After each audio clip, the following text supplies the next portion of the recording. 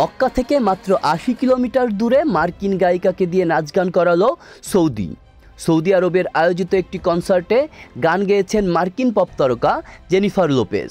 গত সপ্তাহে জেদ্দায় Saudi Arabian grand Prix প্রতিযোগিতা উপলক্ষে এ অনুষ্ঠানের আয়োজন করা হয়। তবে ইসলামের সবচেয়ে পবিত্র এই নগরী থেকে মাত্র ৮০ কিলোমিটার দূরে কনসার্টের আয়োজন করায় ক্ষোভ প্রকাশ করেছে মুসল্লিরা।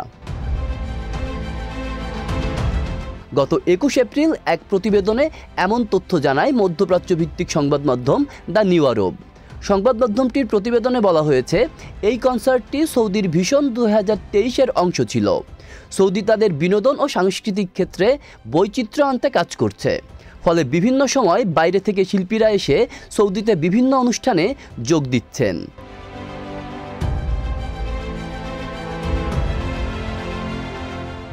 জেনিফার লোপেজের কনসার্টের পর সামাজিক মাধ্যমে ব্যাপক সমালোচনা শুরু হয়।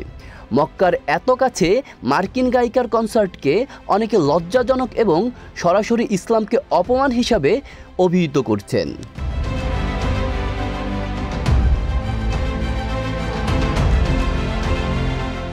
তারা বলছেন, কোটি কোটি মানুষের সম্মানের জায়গা পবিত্র কাবার কাছাকাছি জায়গায় এমন আয়োজন করা মোটেই ঠিক হয়নি।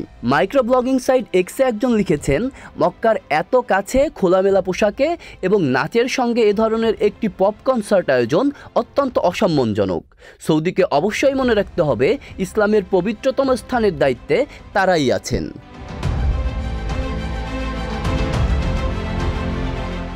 এর আগে গত বছরের ডিসেম্বরে এলিসা ফ্যাশন শোর অংশ হিসাবে রিয়াদে গান পরিবেশন করেছিলেন জেনিফার লোপেজ।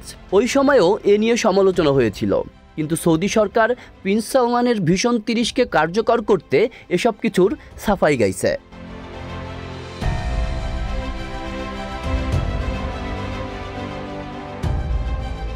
বিদেশিদের দিয়ে কনসার্টের পাশাপাশি চলচ্চিত্র উৎসব এবং বিভিন্ন খেলার ইভেন্টও আয়োজন করছে সৌদি, যা একটা সময় দেশটিতে ছিল অকল্পনীয়।